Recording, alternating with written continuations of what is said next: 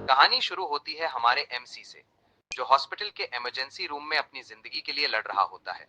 वो एक mechanical engineer है, लेकिन ज्यादा काम करने की वजह से उसे स्ट्रोक आ जाता है और अब वो क्रिटिकल हालत में है। बचपन से ही उसका लाइफ बहुत मुश्किल रहा है।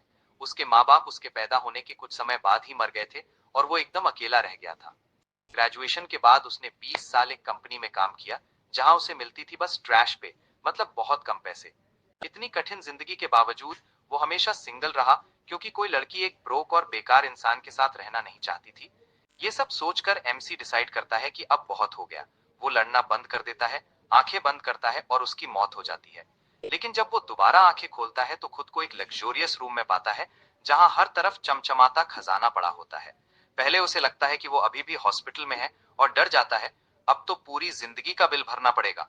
तभी एक स्टेटस विंडो उसके सामने खुलती है, जिस पर लिखा होता है, welcome to the magical continent of Eldria. MC shock हो जाता है, समझ नहीं पाता कि क्या हो रहा है। जब वो मिरर देखता है तो समझ आता है कि उसका पूरा बॉडी बदल गया है। अब वो एक हैंडसम लड़का बन गया है, गोल्डन बालों के साथ। एक हफ्ते बाद उसे सब कुछ समझ आता है। हॉस्पिटल में मरने के बाद उसका रीइंकार्नेशन हो गया है और अब वो रायन एडगर नाम के लड़के के रूप में जी रहा है। रायन ग्रैंड ड्यूक एल्डेरियन एडगर का तीसरा बेटा है, एक भाई और एक बहन के साथ। वो समझता है कि एमसी इस घर का स्पॉइल्ड ब्रैट है, जिसे सब बहुत प्यार करते हैं, हर चीज दिलाते हैं, उसे कंफर्टेबल रखने के लिए सब कुछ करते हैं। अब एमसी को लगता है कि ये नया जीवन उसके पुराने दुखी जीवन का इलाज है। एल्ड्रिया एक ऐसी दुनिया है जहां सब कुछ मैजिक से चलता है। कैरडोरल एम्पायर इस कॉन्टिनेंट का सबसे बड़ा ह्यूमन एम्पायर है और यहाँ एल्व्स और ड्वार्फ्स जैसी दूसरी रेसेस भी रहती हैं। एडगर फैमिली के पास 3 लाख किलोमीटर का टेरिटरी है और लगभग 10 लाख लोग उनके सब्जेक्ट्स हैं। एक नोबल होने के नाते एमसी के पास एक पर्सनल मेड भी है, जो उसकी सेवा करती है। एमसी को लगता है कि उसका ये मीठा लाइफ उसके पुराने स्ट्रगल्स का रिवॉर्ड है। एक दिन वो चाय पी रहा होता है जब उसकी मेड आती है और बताती है कि उसके फादर ने उसे बुलाया है। एमसी अपने फादर के कमरे में जाता है। ड्यूक पूछते हैं, क्या तुम्हें पता है मैंने तुम्हें क्यों बुलाया है? एमसी कहता है, नहीं मुझे नहीं पता। ड्यूक कहते हैं, तुम अब इतने बड़े हो गए हो कि अपना एक टेरिटरी संभाल सको, क्या तुमने डिसाइड किया है कहाँ जाना है? एमसी हैरान हो जाता है, उसने तो इस बारे में कभी सोचा ही नहीं था। ड्यूक एक बड़ा मैप दिखाते हैं और बताते हैं कि उसका टेरिटरी नॉर्थ वेस्ट में होगा।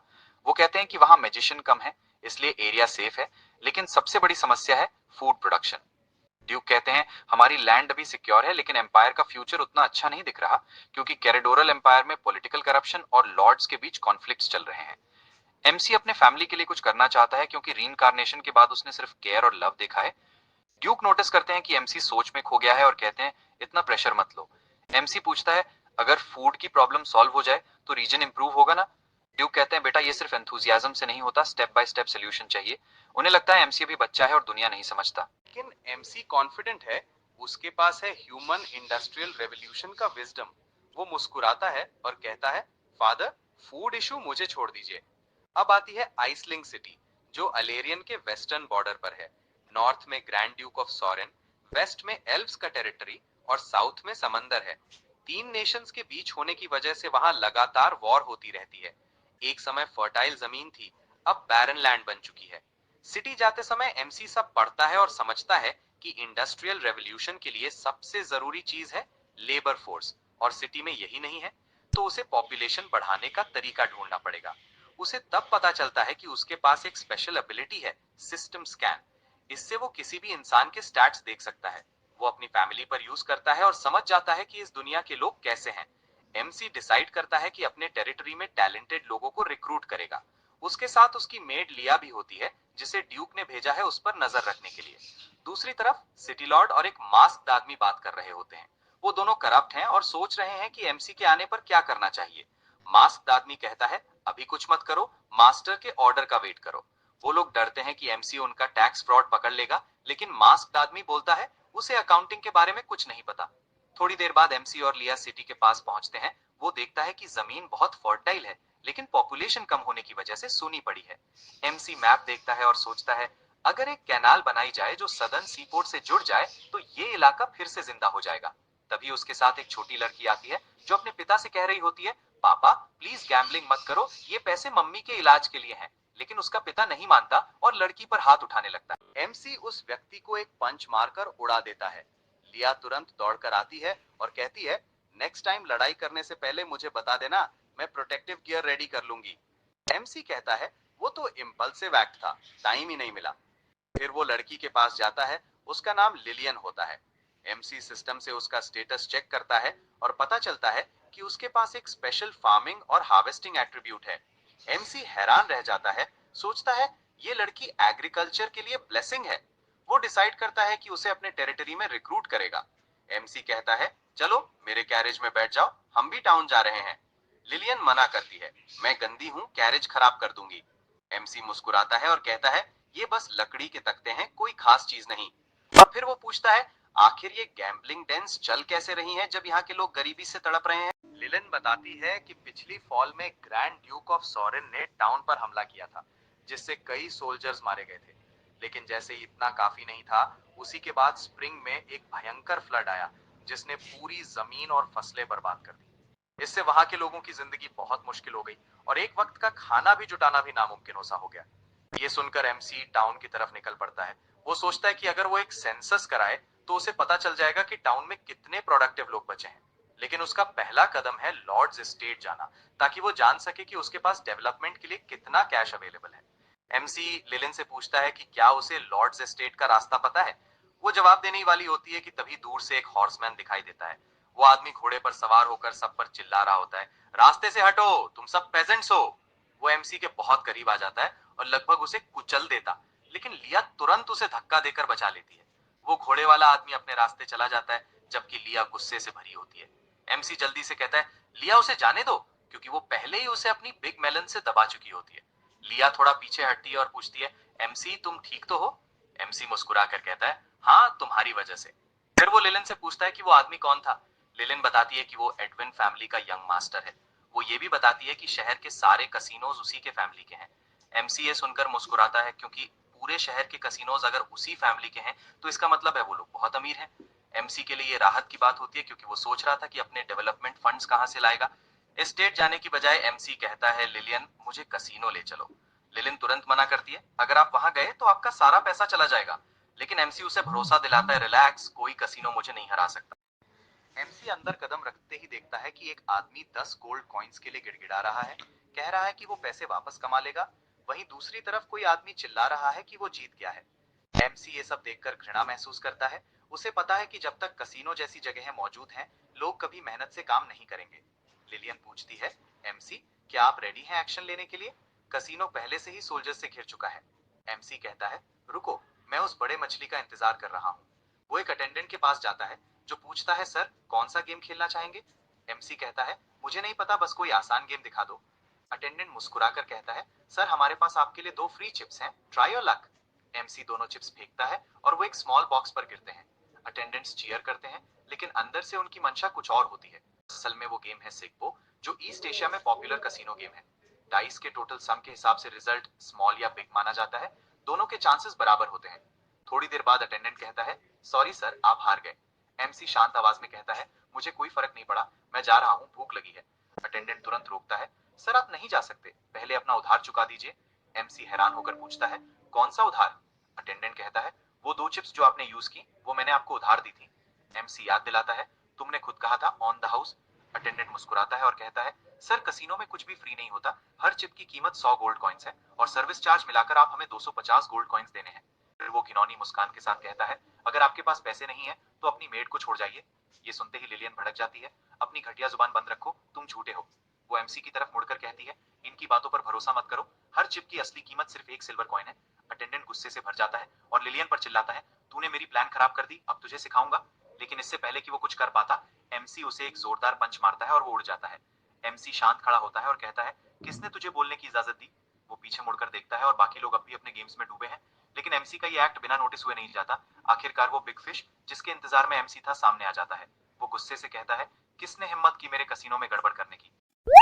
कसीनो का मालिक उस लड़के को देखकर अपने गार्ड्स को हुक्म देता है कि जिन गैम्बलर्स ने रकस किया है उन्हें पीटो। उसके आदमी तुरंत उसकी बात मानते हैं और वो बाकियों को डराते हुए कहता है कि अगर ठीक से बिहेव नहीं करोगे तो तुम सबका भी यही हाल होगा। अंदर ही अंदर लिलियन खुद को दोष देती है। वो सोचती है कि ये सब नहीं होता अगर वो एमसी और लिया को कसीनो लेकर ना आती। उसे याद आता है कि एमसी ने उससे पहले कितनी बार मदद की है, तो वो हिम्मत करके आगे बढ़ती है और कहती है कि वो एमसी को स्कैम नहीं होने देगी। बाकी गैम्बलर्स हैरान रह जाते हैं। उन्हें लगता है कि लिलियन का अब अंत हो गया, क्योंकि जिसने भी कसिनो ऑनर वर्सेलो को गुस्सा दिलाया है वो कभी सही हालत में नहीं लौटा। वर्सेलो पलटकर पूछता है, क्या तुम मुझसे बात कर रही है? लेकिन लिलियन रुकती नहीं। वो कहती है कि इस वर्सेलो के कसिनो ने न जाने कितनी जिंदगियां बर्बाद कर दी हैं, और वो ये भी कहती है कि वो अपने नए मिले बिग ब्रदर को परेशान नहीं होने देगी, क्योंकि वो एक अच्छे इंसान है। गुस्से से भरा वर्सेलो लिलियन की तरफ बढ़ता है। लिलियन वहीं खड़ी रहती है जैसे मार खाने को तैयार हो, लेकिन ठीक उसी वक्त एमसी उसका हाथ पकड़ लेता है।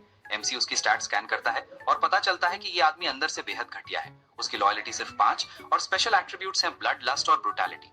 वर्सेलो एमसी की ओर देखकर पूछता है, तुझे मेरे तरीके पसंद नहीं आते? एमसी कहता है, उल्टा, मैं तो इम्प्रेस हूँ, क्योंकि इस दुनिया में वही बचते हैं जो स्ट्रांग होते हैं। फिर एमसी कहता है कि जो जीतेगा वही लास्ट में हंसेगा। ये सुनकर वर्सेलो हंस पड़ता है। उसे यकीन नहीं होता कि एमसी उसे फाइट के लिए चैलेंज कर रहा है। एमसी घिनौने अंदाज में कहता है, तुझे जानने की जरूरत नहीं कि मैं कौन हूँ, बस एक बात जान ले। और जैसे ही वो ताली बजाता है, सोल्जर्स कसीनो में घुस आते हैं। एमसी खड़ा रहता है और उसके पीछे पूरी सोल्जर्स की लाइन लग जाती है। एमसी ठंडे अंदाज में कहता है, अभी तो लड़ाई मैं जीत रहा हूँ, तो हंसी भी मेरी होगी। उधर सिटी ऑफिशियल्स एमसी का इंतजार कर रहे होते हैं। ज्यादातर पहले से प्लान बना रहे होते हैं कि एमसी को अपने पक्ष में कैसे करें। यहाँ तक कि वर्सेलो का पिता एड्रियन भी सोच रहा होता है कि एमसी से अच्छे संबंध बना ले, लेकिन वो हैरान होता है कि उसका बेटा कहीं दिख नहीं रहा। थोड़ी देर बाद एमसी हॉल में पहुंचता है। ऑफिशियल्स उसके पास दौड़कर आते हैं, अपना परिचय देते हुए और गिफ्ट्स देते हुए। एमसी मुस्कुराकर कहता है कि चूंकि सब लोग आ गए हैं तो मीटिंग शुरू करें। वर्कर्स एक बड़ा बोर्ड लाते हैं जिसमें एक ड्राइंग बनी होती है। सभी ऑफिशियल्स कंफ्यूज हो जाते हैं। एमसी बताता है कि ये डैम का ब्लूप्रिंट है और उन्हें इसे सफल बनाना है। ऑफिशियल्स और उलझ जाते हैं क्योंकि उन्हें मालूम ही नहीं होता कि डैम क्या होता है। एक तो सोचता है कि शायद ये मछली पकड़ने के लिए है। एमसी उन्हें कहता है कि वो सब समझाएगा। वो लिया से मैप मंगवाता है और बताता है कि हर साल उत्तर वाली नदी से फ्लड आता है। अगर वहां डैम बनाया जाए तो बारिश के मौसम में फ्लड रोका जा सकता है और ड्रॉट में क्रॉप्स को पानी दिया जा सकता है। ऑफिशियल्स दंग रह जाते हैं। ये आइडिया प्रोडक्शन बढ़ा देगा। उन्हें समझ में आने लगता है कि एमसी कोई साधारण लड़का नहीं। एक ऑफिशियल पूछता है कि एमसी आखिर उनसे क्या चाहता है। एमसी साफ साफ बोलता है, मुझे पैसे चाहिए। ये सुनते ही ऑफिशियल्स उदास होकर सर झुका लेते हैं। हमारे पास पैसे नहीं है। पीछे खड़े एड्रियन को लगता है एमसी बच्चा है जिसे दुनिया की समझ नहीं। एमसी ऑफिशियल से कहता है कि गरीबी का नाटक मत करो, क्योंकि दोपहर में उसने एक कसीनो रेड किया है और वहां से लगभग 50,000 गोल्ड कॉइन्स उठाए हैं। और वो कहता है कि ये तो बस एक कसीनो था, बाकी अभी बचे हुए हैं। ये सुनकर ऑफिशियल्स चौंक जाते हैं। उन्हें चिंता होती है कि अब उन्हें इस महीने कसीनो का प्रॉफिट नहीं मिलेगा। सब जानते हैं कि शहर के सारे कसीनोज एड्रियन चलाता है। ऑफिशियल सोचते हैं कि एमसी अब बड़ी मुसीबत में पड़ने वाला है। एड्रियन भी गुस्से में आ जाता है। वो एमसी के पास आता है और कहता है कि कसीनो रेड करना कानून के खिलाफ है। बाकी ऑफिशियल्स भी उसका साथ देते हैं और कहते हैं कि कसीनोज लीगल बिजनेस है। एड्रियन सोचता है कि एमसी एक मूर्ख है जिसे लोगों को कंट्रोल करना नहीं आता। एमसी ऑफिशियल्स को याद दिलाता है कि जब उसने पैसे मांगे थे सबने गरीबी का रोना रोया था। फिर एमसी कहता है कि उसे पता है कि ऑफिशियल्स भी कसीनो में शामिल हैं और वो उन्हें आखिरी मौका दे रहा है, कसीनो छोड़ दो वरना मैं तुम्हारी तरफ छोड़ दूंगा। एड्रियन फिर धमकी देता है कि ग्रैंड ड्यूक तुमसे खुश नहीं होगा। बाकी ऑफिशियल्स भी बोलते हैं कि एमसी को अपनी लिमिट्स पता होनी चाहिए। एमसी कहता है कि चूंकि सबको कानून की बात ही करनी है तो सोल्जर्स को आदेश देता है, इन सबको अरेस्ट कर लो, अब इन्हें असली कानून समझाना है। MC also orders that the soldiers bring out the 2 guards from the casino. दोनों गार्ड्स पहले से ही बांधे हुए लाए जाते हैं। ये देखकर एड्रियन हैरान हो जाता है क्योंकि ये दोनों हमेशा वर्सेलो के साथ रहते थे। इससे साफ पता चलता है कि कुछ बहुत गलत हुआ है। MC एड्रियन से पूछता है कि क्या वो इन दोनों को जानता है। एड्रियन कहता है कि वो नहीं जानता और MC से पूछता है कि वो क्यों पूछ रहा है। MC शांत होकर बताता है कि चिंता मत करो, बस इसलिए पूछ रहा हूं क्योंकि आज दोपहर इन्हीं दोनों ने मेरी असैसिनेशन की कोशिश की थी। MC ये भी बताता है कि दोनों ने दावा किया कि शहर का कोई बड़ा इंसान इन्हें सपोर्ट कर रहा है। MC सोल्जर्स को बोलता है कि दोनों को छोड़ दो ताकि देखा जा सके कि कमरे में कोई इन्हें पहचानता है या नहीं। ऑफिशियल्स पहले से पैनिक में है क्योंकि ये दोनों वर्सेलो के फॉलोअर्स हैं और अगर ये बोल पड़े तो पूरा मामला एड्रियन पर आ जाएगा। एड्रियन भी ये समझ जाता है और तुरंत एक नाइफ निकालकर दोनों को वहीं पर ब्रूटली मार देता है, ये दिखाते हुए कि जैसे उन्होंने ड्यूक के बेटे पर हमला किया हो। किसी के समझने से पहले ही वो दोनों को काट डालता है। इसके बाद वो MC की तरफ मुड़कर कहता है कि उसे गुस्सा आ गया था इसलिए वो इतना जल्दी रिएक्ट कर गया और MC चाहे तो उसे सजा दे सकता है। MC उल्टा उसकी तारीफ करता है कि उसके अंदर जस्टिस की स्ट्रॉन्ग सेंस है। एड्रियन इसे कूल बनकर स्वीकार करता है कि उसने वो किया जो जरूरी था। ये था आपके पार्ट 4 का पूरा नरेशन। क्या आप अगला पार्ट सुनना चाहेंगे? MC सोल्जर्स को अगले आरोपी को लाने का आदेश देता है ताकि देखा जा सके कि एड्रियन जैसे और नोबल लोग हैं या नहीं। तभी वर्सेलो को घसीटते हुए कमरे में लाया जाता है। वो चिल्ला रहा है कि उसका बाप शहर का सबसे बड़ा नोबल है। एड्रियन के होश उड़ जाते हैं जब वो देखता है कि उसका बेटा पकड़ा गया है। इसी वजह से वो उसे पहले नहीं ढूंढ पाया था। वर्सेलो सर्वेंट्स के डेड बॉडीज देखकर MC पर चिल्लाता है और पूछता है कि उसने उन्हें क्यों मारा। वो MC को धमकी देता है कि जैसे ही वो आजाद होगा MC को टॉर्चर करके मार डालेगा। एमसी इसी मौके को पकड़ता है और बोलता है कि देखो, ये ओपनली मुझे टॉर्चर और मारने की बात कर रहा है। वर्सेलो फिर से बोलता है कि वो शहर में अनटचेबल है और एमसी मर चुका समझे। एमसी हंस देता है और बोलता है कि तुम सबसे ज्यादा ब्रेव आदमी हो जिससे मैं मिला हूँ। फिर एमसी हटता है ताकि वर्सेलो अपने पिता को देख सके। वर्सेलो जोर से हंसकर कहता है कि एमसी गया काम से क्योंकि उसका पिता यहाँ है। लेकिन तभी एड्रियन चिल्लाता है कि चुप रहे और घुटनों पर बैठ जा। वर्सेलो शॉक्ड रह जाता है। वो पूछता है कि आखिर हो क्या रहा है। एड्रियन उसे अनदेखा करते हुए उसे घुटनों पर गिरा देता है। एड्रियन एमसी से हाथ जोड़कर कहता है कि उसका बेटा यंग और नाइव है, उसे माफ कर दो। वो ये भी कहता है कि वो अपनी सारी वेल्थ दे देगा, बस उसके बेटे की जान बख्श दो। तभी वर्सेलो को याद आता है कि पिछले दिन उसके पिता ने कहा था कि एमसी शहर में आने वाला है और उसे क्लोजर होना चाहिए। अब डर के मारे वो एमसी से पूछता है कि क्या वो ड्यूक का बेटा है। एमसी मुस्कुराते हुए कहता है कि इतने सारे सोल्जर्स को देखकर ही समझ जाना चाहिए था। वर्सेलो तुरंत सर झुकाकर माफी मांगता है कि उससे बहुत बड़ी गलती हो गई। एड्रियन भी घुटनों पर बैठकर अपने परिवार की तरफ से लॉयल्टी की कसम खाता है। एमसी फिर कहता है कि एड्रियन अपनी सारी इलीगल कमाई सरेंडर करे, तभी उसकी सुरक्षा की गारंटी मिल सकती है। एड्रियन सिर झुकाकर तभी एड्रियन हिम्मत करके एमसी को बताता है कि सिटी लॉर्ड एल्ड्रिच बाहरी फोर्सेस से मिलकर एमसी के पिता को बिट्रे करने वाला है। ऑफिशियल्स शॉक में आ जाते हैं, लेकिन एक्टिंग करते हुए एड्रियन पर चिल्लाता है कि ये कैसी बकवास है। वो आदेश देता है कि एड्रियन और कुछ लोगों को एग्जीक्यूट कर दो, लेकिन एल्ड्रिच खुश हो जाता है। उसे लगता है कि एमसी बहुत मूर्ख है। एमसी के पास आकर झुककर लॉयल्टी की बात करता है और कहता है कि वो कभी रिबेलियन नहीं करेगा। एमसी मुस्कुराता है, उसे उस पर यकीन। हाउएवर, एमसी ने एल्ड्रिच के स्टैट स्कैन किए और देखा कि वो बहुत लालची इंसान है। बाद में जब वो अपने ऑफिस में बैठा हुआ था, एमसी को महसूस होता है कि नोबल्स ने मिलकर लगभग 1 लाख गोल्ड कंट्रीब्यूट किया है, जो पूरे 2 साल का टैक्स बनता है। लिया कमरे में आती है और उसकी ब्लैक टी देती है, फिर पूछती है कि एड्रियन ने जो कहा उसका क्या करेगा, क्योंकि अगर सच में एल्ड्रिच बगावत कर रहा है तो एमसी खतरे में आ जाएगा। एमसी लिया को शांत होने के लिए कहता है, बोलता है कि वो उसकी चिंता समझता है, लेकिन जल्दबाजी करने की कोई जरूरत नहीं है। एमसी कहता है कि उसे पता है कि एल्ड्रिच बगावत कर रहा है, लेकिन वो अभी अपने कार्ड्स नहीं खोल सकता। लिया पूछती है कि एमसी रुक क्यों रहा है। एमसी समझाता है कि उसे पहले ये पता करना है कि एल्ड्रिच के लिए काम कौन कर रहा है, क्योंकि एमसी सामने दिख रहा है लेकिन उसके दुश्मन छुपे हुए हैं। अगर उसने गलत कदम उठाया तो पूरा शहर केओस में चला जाएगा। एमसी चाहता है कि एल्ड्रिच को ये लगे कि उसे कुछ पता नहीं, ताकि वो आराम से सबूत और जानकारी इकट्ठा कर सके। इस बीच एल्ड्रिच गिल्ड मास्टर मैल्कम से बात कर रहा होता है। एल्ड्रिच बूढ़े आदमी को कहता है कि जल्दी होने की जरूरत नहीं, क्योंकि एमसी अभी जवान है और ड्यूक को अपनी काबिलियत दिखाने में बिजी है। लेकिन मैल्कम को लगता है कि एल्ड्रिच का साथ देने की कोई वजह नहीं है, क्योंकि एल्ड्रिच के पिता भी मैल्कम जैसे विजिट करते थे। अंदर ही अंदर एल्ड्रिच खुश है क्योंकि एमसी किसी तरह गिल्ड को अपने खिलाफ कर चुका है। गुस्से में वहां से निकल जाता है, बोलता है कि उसे एमसी से बात करनी है। एल्ड्रिच मुस्कुराता है क्योंकि उसे पूरा यकीन है कि एमसी ने मैजिकल गिल्ड का छत्ता छेड़ दिया, जिससे वो शहर में खुला निशाना बन जाएगा। अगले दिन लिया एमसी के चेंबर में आती है और बताती है कि मैल्कम उससे मिलना चाहता है। एमसी थोड़ा कंफ्यूज हो जाता है क्योंकि उसे पता नहीं मैल्कम कौन है। एमसी अपने ऑफिस से बाहर निकलता है मैल्कम को देखने के लिए, लेकिन बाहर आकर पता चलता है कि मैल्कम कोई आम आदमी नहीं बल्कि गिल्ड मास्टर है। मैल्कम चिल्लाते हुए पूछता है कि एमसी ने विजर्ड्स गिल्ड का अपमान क्यों किया। एमसी जेन्युइन कंफ्यूजन दिखाता है और पूछता है कि कब उसने विल्ड का अपमान किया। मैल्कम एक रिक्रूटमेंट लेटर निकालता है जो एमसी ने साइन किया था। उसमें साफ लिखा था कि डैम कंस्ट्रक्शन प्रोजेक्ट में विजर्ड्स अलाउड नहीं है। मैल्कम इसे सीधा इंसल्ट मानता है। एमसी हैरान हो जाता है क्योंकि उसे पता नहीं था कि विजर्ड्स भी फिजिकल लेबर वाले काम लेते हैं। मैल्कम एक्सप्लेनेशन मांगता है, नहीं तो वो सारे विजर्ड्स को एमसी के खिलाफ कर देगा। फिर एमसी सिस्टम से मैल्कम के स्टैट्स चेक करता है। उसकी लॉयल्टी काफी अच्छी होती है और वो नॉलेज सीकिंग इंसान होता है। एमसी समझ जाता है कि किसी ने मैल्कम को भड़काया है। एमसी उसे समझाता है कि ये सब एक मिसअंडरस्टैंडिंग है और वो विजर्ड्स गिल्ड का अपमान नहीं कर रहा था। एमसी उसे 3 रीजंस बताता है कि वो विजर्ड्स को डैम कंस्ट्रक्शन में क्यों नहीं ले रहा है। उनका माना लिमिटेड होता है, डेडलाइन पर काम पूरा नहीं होगा, विजर्ड को हायर करना बहुत महंगा है, जितने पैसों में एक विजर्ड आएगा उतने में 10 लेबरर्स मिल जाएंगे। विजर्ड्स आराम की जिंदगी जीते जबकि आम लोग अनदेखे रह जाते हैं, और शहर का लीडर होने के नाते उसे सिविलियंस का भी ध्यान रखना है। मैल्कम कहता है कि उनके दुनिया में सब कुछ मैजिक से चलता है और जिनके पास मैजिक नहीं वो विजर्ड से नीचे हैं। एमसी मानता है कि मैल्कम जो कह रहा है वो सच है, लेकिन एमसी कहता है कि उसे ये सिस्टम पसंद नहीं है। वो चाहता है कि लोग समझें कि सिविलियंस विजर्ड से कम नहीं है।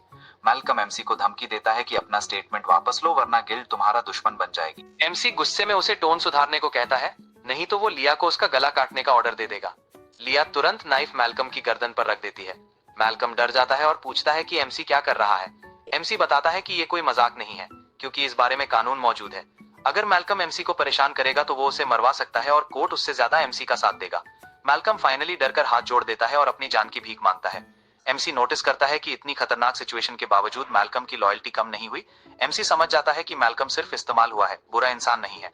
एमसी लिया को कहता है कि नाइफ हटा दे और लिया ऐसा करती है। तभी सिस्टम नोटिफिकेशन आता है, उसने 10 लोगों पर अपनी इन्वेस्टिगेटिव एबिलिटी यूज कर ली है, मतलब उसका नॉविस क्वेस्ट कंप्लीट हो गया है, उसे उसका रिवॉर्ड मिल गया है और नया क्वेस्ट आया है, 5 हाई स्टैट कैरेक्टर्स हासिल करो। एमसी खुश होकर रिवॉर्ड चेक करने जाता है। उधर मैल्कम को बिल्डिंग से बाहर निकालने के बाद एल्ड्रिच उससे मिलता है और पूछता है कि एमसी के साथ मीटिंग कैसी गई। मैल्कम गुस्से में कहता है कि एमसी ने उसकी एक नहीं सुनी और उसे बिल्डिंग से बाहर फेंक दिया। एल्ड्रिच अपनी इविल स्माइल देता है और कहता है कि उसके एल्ड्रिच कहता है कि वो मैल्कम का दिमाग घुमा देगा और एमसी को भी मजबूर कर देगा कि वो उसके सामने झुककर बात करे। एल्ड्रिच बोलता है कि जब कंस्ट्रक्शन वर्कर्स एमसी के लिए काम करने से मना कर देंगे, तब एमसी खुद ही उसके पास रोता हुआ आएगा। मैल्कम को यह सुनकर शक होता है और वो एल्ड्रिच से पूछता है कि लोग एमसी का ऑफर अच्छा होने के बावजूद उसके लिए काम क्यों नहीं करेंगे। एल्ड्रिच कहता है कि एमसी उन पेजेंट से निराश होगा क्योंकि वे लोग हमेशा लेटे रहने वाले कामचोर हैं।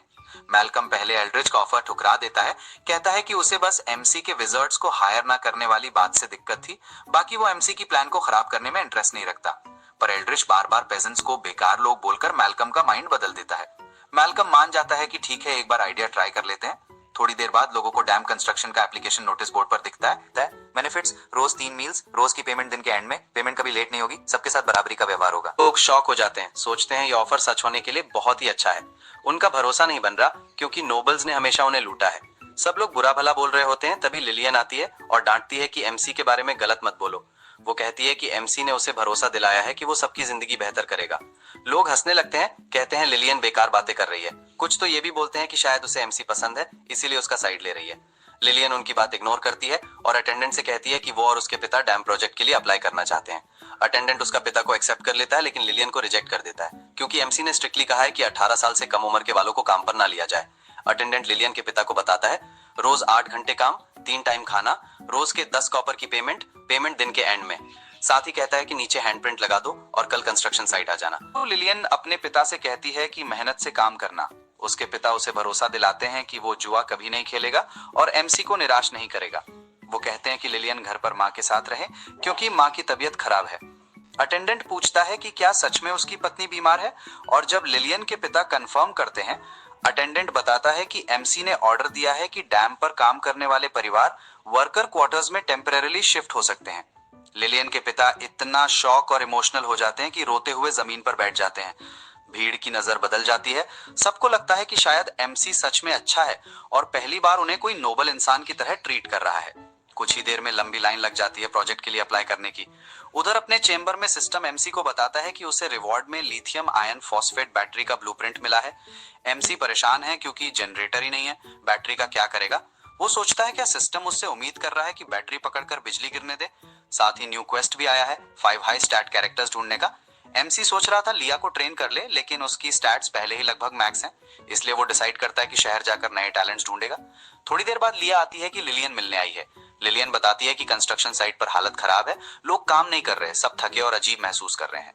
एमसी साइट पर पहुंचकर लिलियन के पिता रॉक को स्कैन करता है और शॉक हो जाता है। स्टैट्स में दिखता है कि वो कर्स्ड है, कि वर्कर्स बीमार नहीं है, उन्हें कर्स किया गया है। जमीन के नीचे एक अजीब स्टोन दबा है जो डार्क एनर्जी निकालकर वर्कर्स को कमजोर कर रहा है। एमसी अपनी स्किल प्रोस्पेक्टिंग यूज करने का फैसला करता है, जो वो कंस्ट्रक्शन शुरू होने तक रोक कर रख रहा था, लेकिन अब हर हाल में उसे स्किल इस्तेमाल करनी पड़ेगी। ये स्किल एमसी को किसी भी टारगेट एरिया में रॉक्स, स्ट्रेटा, फॉर्मेशंस, मिनरल्स और बाकी लैंडफॉर्म्स की स्थिति एनालाइज करने देती है। फिर एमसी सिस्टम को आदेश देता है कि एरिया का जियोलॉजिकल कंडीशन एनालाइज करो। सिस्टम आदेश लेता है और बताता है कि वो 10 किलोमीटर रेडियस तक जियोलॉजिकल कंडीशन चेक कर रहा है। एमसी डिसअपॉइंटेड हो जाता है क्योंकि एरिया में ना पेट्रोलियम है और ना मेटल्स, लेकिन उसे एरिया में कुछ अजीब सा लोकेट होता है। रॉक को उस जगह की तरफ इशारा करता है जहां उसे खोदना है। रॉक आदेश मानता है और कहता है कि वो थका हुआ है, लेकिन फिर भी खोद सकता है। कुछ देर में रॉक एक सस्पिशियस सा पत्थर निकालता है जो फेंट मैजिक रेज निकाल रहा होता है। लिया भी शॉक रह जाती है क्योंकि मैजिक इतना हल्का है कि वो डिटेक्ट नहीं कर पाई। वो सोचती रह जाती है कि एमसी ने ये कैसे महसूस किया। एमसी उन्हें क्रिस्टल निकालकर एक बॉक्स में रखने को कहता है।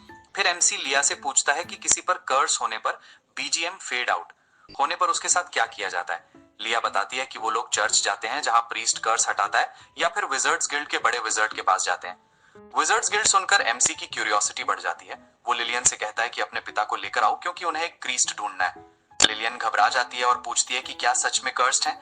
एमसी उसे भरोसा दिलाता है कि चिंता मत करो, जिसने भी ये किया है वो बचेगा नहीं। कुछ देर बाद एमसी चर्च पहुंचता है जहां एक सेंटिस्ट उसका स्वागत करती है। उसे कुछ भी कहने से पहले एमसी सिस्टम को कहता है कि इस महिला की जानकारी निकालो। सिस्टम बताता है कि उसका नाम आयुरा है और वो एक एल्फ है, लेकिन उसकी लॉयल्टी लेवल काफी हाई है। आयुरा खुद को इंट्रोड्यूस करती है और पूछती है कि एमसी को क्या चाहिए। एमसी बताता है कि रॉक कर्स्ड है और वो उसका इलाज कर सकती है या नहीं। आयुरा रॉक को चेक करती है और कंफर्म कर देती है कि रॉक सच में कर्स्ड है। एमसी पूछता है कि कर्स हटाएगी। आयुरा तुरंत डिवाइन एनर्जी का एक बॉल रॉक पर छोड़ती है और कर्स हट जाता है। रॉक को बताता है कि वो अब बिल्कुल नया महसूस कर रहा है। एमसी कहता है कि जल्दबाजी मत करो, पहले बाकी समस्याएं हल करनी पड़ेंगी। फिर एमसी आयुरा को वो काला जेम दिखाता है जो कंस्ट्रक्शन साइट से मिला था। आयुरा बताती है कि ये डार्क क्रिस्टल है जिसमें कर्स लगाने के लिए काफी मैजिक भरा गया है, लेकिन ये असली बीजीएम फेड आउट कर्स से ज्यादा एक प्रैंक जैसा है। आयुरा कहती है कि कास्टर चाहे तो इसी पावर से किसी को मार भी सकता था, लेकिन वो बस लोगों को थकान महसूस करा रहा है। एमसी पूछता है क्रिस्टल बनाना आसान है क्या। आयुरा कहती है कि क्रिस्टल रोजाना कंस्ट्रक्शन साइट में छुपा कर रखा जा सकता है। एमसी हैरान होता है कि प्रोजेक्ट के बारे में पता है। वो कहती है कि प्रोजेक्ट नागरिकों के लिए है तो उसे जरूर पता होगा। मेलकम को सबक सिखाने का मन बनाता है। एमसी पूछता है कि पूरी कंस्ट्रक्शन साइट का कोई तरीका है क्या। आयुरा कहती है कि मुश्किल होगा और क्रिस्टल रोज नहीं मिलेगा और सारे वर्कर्स अगर क्रिस्टल खोजेंगे तो कंस्ट्रक्शन रुक जाएगा। मॉन सोच में पड़ जाता है कि मेलकम से बात करनी चाहिए या नहीं। आयुरा कहती है कि उसके पास कोई है जो एमसी की मदद कर सकता है। वो एक नोट देती है जो लेडी सेलेना के घर का पता बताता है, जो विजर्ड्स गिल्ड की एक्स प्रेसिडेंट है। एमसी जानता है कि उसे किसी तरह सेलेना को मनाना होगा। तभी लिया कुछ महसूस करती है और एमसी को धक्का दे देती है। अगले ही पल एक बड़ा एक्सप्लोजन होता है, दरवाजा उड़ जाता है और एमसी सेलिना को देखता है जो खतरनाक स्पेल्स ट्राई कर रही होती है। वो कुछ डेंजरस स्पेल पर काम कर रही है और जो भी टूटे उसे परवाह नहीं।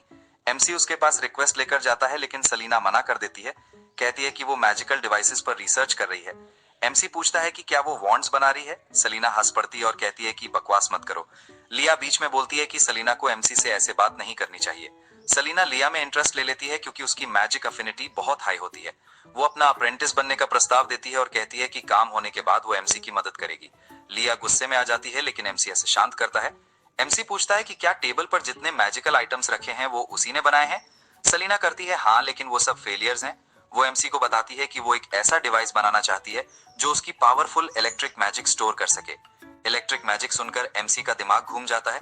एमसी पूछता है कि क्या वो इलेक्ट्रिसिटी स्टोर करने वाला डिवाइस बना रही है। सेलिना कहती है हाँ, लेकिन सब डिवाइसेस एक्सप्लोड हो जाते हैं और वो चाहती है कि वो अपना काम कर सके। एमसी कहता है कि उसके पास बिजली स्टोर करने का तरीका है, कि अगर वो तरीका बताता है तो सेलिना उनकी मदद करेगी या नहीं।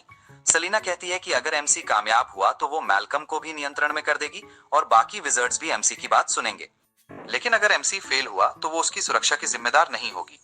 तीनों बाहर आते हैं और एमसी खुश है क्योंकि उसे बिजली चाहिए थी। MC lithium ion phosphate battery का ब्लूप्रिंट निकालता है और विजर्ड्स को प्राइमरी इलेक्ट्रिसिटी जनरेटर बनाना चाहता है जब तक हाइड्रोलिक जनरेटर्स न बन जाएं। थोड़ी देर में एमसी बैटरी बनाकर सलीना को दिखाता है। सलीना डरती है कि बैटरी फट जाएगी। एमसी बताता है कि बैटरी की कैपेसिटी 180 वॉट पर केजी है। सलीना बैटरी फटती नहीं। एमसी मुस्कुराकर पूछता है कि क्या वो खत्म हो गई, क्योंकि बैटरी अभी भी और ले सकती है।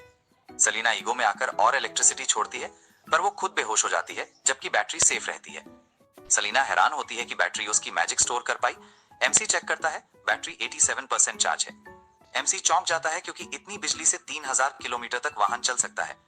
एमसी खुश है कि सलीना में इतना आउटपुट है। एमसी बताता है कि वो खुद भी इलेक्ट्रिसिटी यूज कर सकता है और वो शहर में सबको इलेक्ट्रिसिटी दे सकता है। सलीना को यकीन नहीं होता क्योंकि मैजिक आसानी से नहीं सीखा जाता। एमसी बताता है कि उसके पास बैटरी से भी पावरफुल मैजिकल डिवाइसेस हैं और अगर सलीना साथ दे तो वो सबके लिए चीजें बेहतर बना देगा।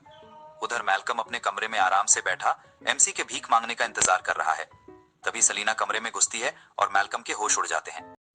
सेलिना मैल्कम को साफ साफ बता देती है कि उसने अपनी हद पार कर दी है, एमसी के खिलाफ जाकर कोई मूव करके। मैल्कम एक्ट करता है जैसे उसने कुछ किया ही नहीं और सेलिना को बोलता है कि वो ऐसी हरकत कभी नहीं करेगा। लेकिन सेलिना मजाक के मूड में नहीं है। वो उसका सीना पकड़ लेती है और बोलती है कि सच सच बता, उसने एमसी के कंस्ट्रक्शन साइट पर क्या किया है। सेलिना का गुस्सा मैल्कम झेलना नहीं चाहता, इसलिए वो तुरंत टूट जाता है। वो कन्फेस करता है कि उसने एसोसिएशन के सभी मेजेस को इकट्ठा किया और उन्हें बोला कि एमसी ने उनकी बेइज्जती की है। फिर उसने सबको मजबूर किया कि वो ऐसे क्रिस्टल्स बनाएं जो कर्स कास्ट कर सके और टेलीपोर्टेशन मैजिक से उन क्रिस्टल्स को कंस्ट्रक्शन साइट के नीचे डालाएं। यही कारण था कि वर्कर्स हमेशा थक जाते थे और एमसी को लगता था कि वो लोग आलसी या बेकार हैं। मैल्कम की सोच थी कि एमसी खुद उसके पास आएगा, माफी मांगेगा और फिर दोनों मिलकर काम करेंगे। कन्फेस करने के बाद मैल्कम कहता है कि उसकी बस यही इंटेंशन थी। सेलिना उसकी बेवकूफी पर उसकी क्लास लगा बता देती है और बोलती है कि कोई उसे इस्तेमाल कर रहा है। मैल्कम शॉक्ड हो जाता है। सेलिना उसे ऑर्डर देती है कि सारे मेजर्स को वापस बुला ले। फिर सेलिना एमसी से कांटेक्ट करती है और बोलती है कि मेज एसोसिएशन वाला इशू सॉल्व हो गया है। एमसी उसे थैंक्स कहता है। इसके बाद सेलिना पूछती है कि क्या उसे एल्ड्रिच को भी संभालना चाहिए, क्योंकि चाहे तो उसे पृथ्वी से गायब कर सकती है। लेकिन एमसी मना कर देता है, कहता है कि उसे जिंदा रहने दो क्योंकि उसी के थ्रू वो असली मास्टरमाइंड को पकड़ना चाहता है। सेलिना मान जाती है और मुस्कुराते हुए बोलती है कि जब भी एमसी तैयार हो वो उस बड़े प्रोजेक्ट पर साथ में काम करेंगे। एमसी उसे बोलता है कि मेज को बैटरीज चार्ज करने बोल दे। इधर एल्ड्रिच एक मास्क डूड से मिलता है और बताता है कि एमसी ने मेज एसोसिएशन को अपने कंट्रोल में ले लिया है। मास्क डूड कहता है कि टेंशन की जरूरत नहीं, बस सेलिना जैसी पावर ही उनके लिए थ्रेट है। फिर वो एल्ड्रिच को बोलता है कि फोकस अनोइंग डैम प्रोजेक्ट पे रखो। अगर डैम प्रोजेक्ट काम कर गया तो सिटी रिवाइव हो जाएगी और वो ये नहीं चाहते। एल्ड्रिच बताता है कि उसने पहले ही ग्रेन सप्लाई संभालने वाले नोबल्स को बोल दिया है कि प्राइसेस बढ़ा दो। मास्क डूड पूछता है क्या वो नोबल्स सच में साथ देंगे। एल्ड्रिच एक्सप्लेन करता है कि भले वो लॉयल नहीं हो लेकिन प्रॉफिट के लॉयल जरूर है। उसे पूरा यकीन है कि एमसी के पास डैम प्रोजेक्ट पूरा करने के लिए पैसे नहीं है। मार्केट में लिलियन सेलर्स से लड़ रही होती है क्योंकि ग्रेन्स की कीमत एक दिन में 1 गोल्ड से 2 गोल्ड कर दी गई थी। सेलर एटीट्यूड दिखाता है, नहीं लेना है तो मत लो। लिलियन को एमसी से किया हुआ प्रॉमिस याद आता है चीपेस्ट ग्रेन लाने का। वो सेलर्स को वार्न करती है कि एमसी एक्शन लेगा, पर सेलर्स कहते हैं कि उन्हें कोई डर नहीं, ये उनके लिए गोल्डन अपॉर्चुनिटी है। सेलर उसे जमीन पर धक्का भी दे देता है। उधर आयुरा को ये बात पता चलती है और वो गुस्से में भर जाती है। वो बताती है कि उनके पास इतने ग्रेन्स नहीं है कि उनकी लोग विंटर सरवाइव कर सके। वो अपनी सिस्टर को ब्राइब के लिए पैसा देती है, अनयूजुअली ज्यादा पैसा। लेकिन तभी लिया अचानक आकर वो पाउच छीन लेती है और उसी पल एमसी भी वहां पहुंच जाता है। लिया वो पाउच एमसी को दे देती है। एमसी ऑरोरा से पूछता है कि क्या वो उसके साथ कोई डील करने को तैयार है। ऑरोरा पूछती है कौन सा बिजनेस। एमसी उसे शांत होने को बोलता है और उसे एल्फ कहकर बुलाता है। ऑरोरा प्रिटेंड करती है कि उसे समझ नहीं आया क्योंकि ह्यूमन कैपिटल में एल्फ्स अलाउड नहीं होते। एमसी सीधा बोलता है कि वो सब जानता है। ऑरोरा पूछती है क्या चाहिए। एमसी जवाब देता है फूड सप्लाईज। ऑरोरा को लगता है कि एमसी पावरलेस है। वो समझाती है कि सिटी के फूड प्राइसेस 4 बड़े नोबल फैमिलीज डिसाइड करते हैं। वॉर और डिजास्टर्स ने पूरे साल फूड स्कैर्स किया है और एल्फ्स सरवाइव नहीं कर पाएंगे। एमसी प्रॉमिस करता है कि ग्रेन्स पहले से भी सस्ते हो जाएंगे। दूसरी तरफ चारों नोबल फैमिलीज मीटिंग कर रही होती हैं, अपनी कमाई सेलिब्रेट कर रही होती है। तभी बटलर आकर बताता है कि एमसी ने उन्हें बैंक्वेट में बुलाया है। सब डर जाते हैं। ऑगस्टस उन्हें काम करता है, बोलता है प्राइस बढ़ाना कानूनन अलाउड है और एमसी कुछ नहीं कर सकता। वो लोग गरीब जैसे कपड़े पहनकर बैंक्वेट पहुंच जाते हैं। एमसी उन्हें देखकर अंदर ही अंदर हंसता है। वो पूछता है इतने गंदे क्यों दिख रहे हो जबकि सिटी की ग्रेन सप्लाई तुम कंट्रोल करते हो। नोबल्स एक्टिंग करते हुए बोलते हैं कि वो डैम प्रोजेक्ट सपोर्ट कर रहे हैं और ग्रेन्स लोएस्ट प्राइस पर बेच रहे हैं। एमसी स्माइल करता है, फिर बताता है कि उसे ग्रेन बिजनेस पर बात करनी है। ऑगस्टस बोलता है एमसी के पास पैसे कम है और वो पहले ही लॉस में है। लेकिन एमसी बड़ा ट्विस्ट देता है, प्राइस कम नहीं बढ़ाकर 4 गोल्ड पर सैक करना है और प्रॉफिट का 30% कमीशन उसे चाहिए। नोबल शॉक लेकिन खुश। उन्हें लगता है एमसी भी ग्रीडी है। घर लौटकर वो सोचते हैं कि किसी को ना बताकर सारा ग्रेन बाजार से स्वीप कर लेंगे और बड़ा प्रॉफिट कमाएंगे। नेक्स्ट डे ऑरोरा गुस्से में एनसी के ऑफिस आती है, बोलती है कि वो करप्ट मर्चेंट्स का साथ दे रहा है। एनसी कामली बताता है प्राइस ज्यादा देर तक हाई नहीं रहेगा, आधे महीने में ग्रेन मार्केट कोलैप्स हो जाएगी। ऑरोरा को लगता है कि एनसी इनएक्सपीरियंस्ड है, बकवास कर रहा है। एमसी समझाता है 2 गोल्ड हो या 4 गोल्ड लोग अफोर्ड नहीं कर सकते, पर 4 गोल्ड से एक फायदा है, मर्चेंट्स खुद बर्बाद हो जाएंगे। एनसी का रियल एम मर्चेंट्स को खत्म करना था, प्राइसेस कम करवाना नहीं। 7 दिन बाद प्राइस सीधा 7 गोल्ड पहुंच जाता है। ऑरोरा फिर कंप्लेन करने आती है। एमसी लिया से दिनों की गिनती पूछता है, 7 दिन हो चुके। एमसी मुस्कुराता है, अब मर्चेंट्स खत्म। ऑरोरा एक्सप्लेनेशन मांगती है। एनसी शांत होकर बोलता है नोबल्स को शक ना हो इसलिए उसने स्ट्रेटेजी नहीं बताई। फिर पूछता है इस समय सिटी में सबसे बड़ी कमी क्या है। ऑरोरा जवाब नहीं दे पाती। एनसी कहता है सिंपल, इस सिटी में एक भी ऐसा मर्चेंट नहीं बचा जो ग्रेन बेच रहा हो। एनसी समझाता है कि ग्रीड इंसान का सबसे आसान ट्रेट है जिसे कंट्रोल किया जा सकता है। वो एग्जाम्पल देता है उन मर्चेंट्स का जो शहर में तब घुस आए जब उन्होंने सुना कि ग्रेन की कीमत बढ़कर 4 गोल्ड कॉइन्स पर सैक हो गई है। एमसी को पता है कि शहर की 4 नोबल फैमिलीज अभी और ज्यादा ग्रेन खरीदेंगी, जिससे और भी ज्यादा मर्चेंट्स शहर में आते रहेंगे। इस पॉइंट पर आइसलैंडिंग सिटी पूरे एम्पायर में सबसे ज्यादा ग्रेन स्टॉक वाला शहर बन चुका है। एमसी कहता है, जब सामने 10,000% प्रॉफिट दिखता है, इंसान की अक्ल बंद हो जाती है। बस 2 शब्द बचते हैं, गेट रिच। एमसी सेंट्स को भरोसा दिलाता है कि आज के दिन के बाद शहर की 4